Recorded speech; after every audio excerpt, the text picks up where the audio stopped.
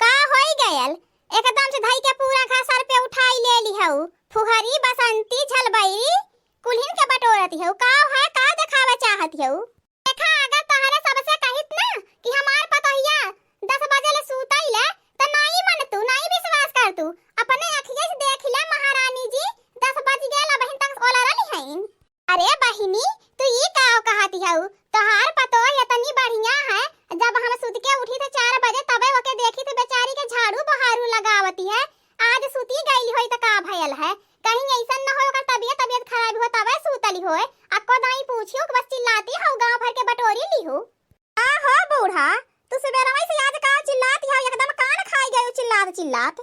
ए बहिनी लोगन देख लाई है अगर हम कही त हमारे बात के विश्वास नहीं मन तू देख ला अपने अखिए से मोटका बहिन तक 10 बजे ले सूतली हईन। हां तू दिनवा ठीक है कहती रहलू है कि 10 बजे तोहार पतोहिया सूतइले हम मानत नहीं रहली लेकिन आज अपने आंखी देख लेहली कि 10 बज गेल बहिन तक नहीं जागली। अहो 8-10 बरिस ले होई गेल बड़की के आए कहियो त नहीं हम ओके देखली इतना दिन से कि 10 बजे ले सूतली होए। 4 बजे हमहू जागिल हम रहे सथवा बेचारी जागइले गोबर पानी कोयर कुल करइले आज सूती गईली कहीं ऐसन त नहीं ओकर तबीयत त नहीं खराबी होई गईली है। अरे फुहरी त ठीक कहती है कहीं ऐसन त ना याद दुल्हनिया के तबीयत त नहीं खराबी है। अरे फुहरी त ठीक कहती है ई तो बड़की के सहिए में बुखार है एकर मुड़वा तो जैसे आग जरत है आगी। ए बड़की दुल्हन हो कहो तोहरे इतना जोर का बुखार चढ़ल है तो दवाई मंगाई के खाई लेली हो तू कमरा ओढ़ के सूतली हो अपने बुढ़िया सबको दाई नहीं बतायू। ई मोटका के बुखार नहीं है नखड़ा बनाई के सूती हईन। अरे बूढ़ा तू ई काओ कहती हऊ? बेचारी के इतना जोर का बुखार चढ़ल है देहिया पूरी जरती है आ तू कहती हऊ नखड़ा बनाई के सूतली है। अरे जा बूढ़ा तू कैसन सासु हऊ हो? मोटकाओ जवन नखड़ा बनाई के वलरी हऊ तोहार इज्जत इतने बाई के अब उठ जा बताई देत हई। अरे बूढ़ा तू ई काव करती हऊ? पतोहिया ठंडी के माले बेचारी कांपती है आ तू ओकर कंबलवा खींचती हऊ तोहा कहां ओढ़ावे के चाही? अरे कैसन सासु हऊ तू हो? हतार काटियो लगन चल जाई लागे हमारे दुआरवा से बताई देत हई। के है हो बड़ा कमरवा खींचे वाला हमारे ऊपर कमरवा खींचता है बतावत हई अब रुकल लहा बूढ़ा न चो नहीं के तू ही हमार कमरवा खींच ले आलू रुका आज हम तोहे बतावत हई कैसे कमरवा खींच जाला। बूढ़ा न चो नहीं के गाय भर के मेहरारून के बटोर के हमें नीचे दिखावा चाहती हो तोरे नहीं सूझती है तोहर अखिया फूटी बही गईली है कि हम काहे सूतल हई हमरे बुखार है उ नहीं तोहरे समझ में आवत है। ए फुहरी आव चल घरे चली यही बूढ़ा समझाए अपन अक्को दाई नहीं पूछ सकतिन कि पतोहिया की तबीयत ठीक है कि नहीं बेफालतू में हमरे सभे बोलाई लिहिन हमरा सब चार बात खिवई है बूढ़ा। अला हो फुहरा हम न चली का करबे बूढ़ा अपन समझबे करी है। भंचो नहीं के तोहार खपड़िया ढेर गरम रहती है ठंडा कई दे बताई देत हई आज के बाद अगर केहू के बोलावलू तो भंचो नहीं के हमार सूतब तुम्हें ढेर अखरत है अक्को दाई नहीं पूछू कि आई के हम काहे सूतल हई हमार तबीयत ठीक है कि नहीं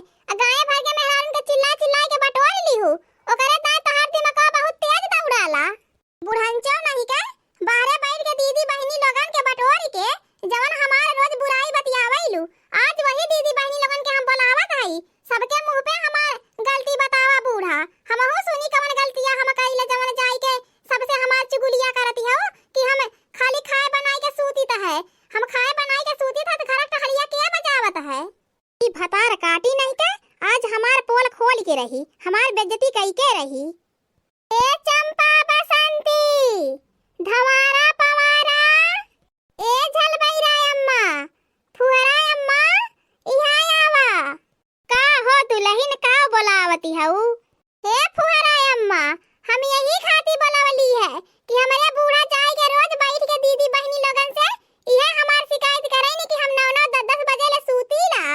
चला बूढ़ा अब सबके सामने हमार गलती बतावा कि कवन गलती हम करीला। अतनी हमहू सुनी कि हम कवन कवन गलतियां करीला जवन जाए के दीदी बहनी लोगन के लगे बैठ के फुसफुसाइलू दिन भर। का भयल बूढ़ा तोहार बोलती अब बंद होई गई? हमारे सामने हमार बुराई ना कह पावती हो। करतुल दीदी बहनी लोगन त खड़ी हईन। सुना फुहरा अम्मा आपन गलती हम तोहरे सबसे खुदे बतावत हई। जब से हम गवने आयल हई हमार बूढ़ा घर के पूरा काम हमरे ऊपर छोड़ देली हईन। अकेले हम ही कुल काम करीला। ऊपर से हमार बूढ़ा सबसे कहईनी कि घर का कौनो काम ना है करत, खाली खाए के सूताइले दिन भर। बतावा बूढ़ा हमें कै दिन बनाए के देलू हम खाए खाए खाली सुतली है। अब बोलतू सबके समनवा काहे तोहार बोलतिया बंद होई गईली है? अब तोहार बोलिया नाई निकरत है बूढ़ा। हो देखिला छत पे ना बटोरी त कहियो नाई झाड़ू लागे, कहियो नाई माई दी एक हिम्मत ले कि एक दिन लावा बटोरी देई। घर में जैसे बटोरी झाड़ चिक्कन करब तुरंत आए के खाए खा छितराई दी है। ऐसन लागे के 4 दिन का झाड़ुआ नाई लागल है। आवेनी हमार बुराई सबसे बतियावे फुहरो लोगन। का भयल बूढ़ा तोहार काहे बोलतिया बंदी है? काहे हमार बुराइया सबसे बतियाऊ तू खड़ी हई सुनबे? सच्चाई कुल सबके सामने आई गई त तोहार मुंह लटक गयल। काहे अब बुराइया कर तू ने? देखा कैसे बुराई कई जाइले। अब हमार नाई गलती निकरबू, देखा कैसे गलती निकाल जाइले। का बूढ़ा सग सास होई के पतोही के साथे इतना अत्याचार करती हऊ? उतना अत्याचार तो सौतेली सास अपने पतोही के साथे नाई कइले होई जितना तू कहना आवती हऊ। अब भतार काटियो लोगन अपने अपने घरे चली जा, नहीं तो अब्बा तोहरा सबका फजीहती करब बताई देता हई। सच्चाई सबके सामने आई गई त बूढ़ा तुम दबाई के भाग लेहनी। चाहे द दुल्हन चुपाई जा सबुर गबुर मार के करा। अब बूढ़ा के फाय फाय करा दे। बूढ़ा का वही आदत है। अरे जब वो अपने सास का नहीं आदर कईनी त तोहार कवन आदर करी है? तू तो पतो है हवन के। फुहरी ठीक कहत है दुल्हन, तोहार सास अपने सास को कहिया मान सम्मान आदर भाव नहीं कइले तो तोहार कहां से मान सम्मान आदर भाव करी? हे दुल्हन तोहार ससुर तोहरे ननद के तोहरे सास के बनावत खियावत रहने जानलू। तोहार सास ननद कहिया तोहरे ससुर के बनाई के ना खियौनी त तुहे कहां से बनाई खियई है? इहा तक कि तोहार सास तोहरे ससुर से अपन लुगावा साया कचरवावती रहली है जानलू दुल्हन। जब तोहार सास तोहरे ससुर के कहिया आदर नहीं कइले त तोहार का करी?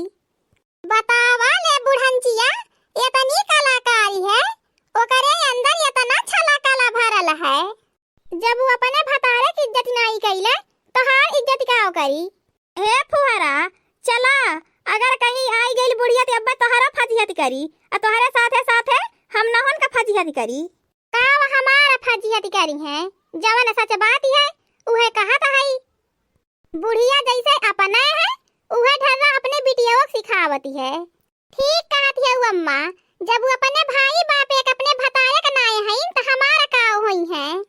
हाँ दोस्तों हमारा कार्टून कॉमेडी वीडियो आप लोगों को कैसा लगा? अच्छा लगा हो तो हमारे चैनल को सब्सक्राइब कर दीजिए। हमारे चैनल का नाम औधपुरी कार्टून है। और हाँ दोस्तों हमारा कार्टून कॉमेडी वीडियो यहीं तक था। आगे की वीडियो को देखने के लिए हमारे चैनल को सब्सक्राइब करें, लाइक करें और अपने दोस्तों के पास ज्यादा से ज्यादा शेयर करें। और हाँ दोस्तों हमारा कार्टून कॉमेडी वीडियो आप जहां से भी देख रहे हैं अपने शहर का नाम कमेंट में जरूर लिखें। हमारा कार्टून कॉमेडी वीडियो देखने के लिए आप सभी प्रिय दर्शकों को दिल से धन्यवाद।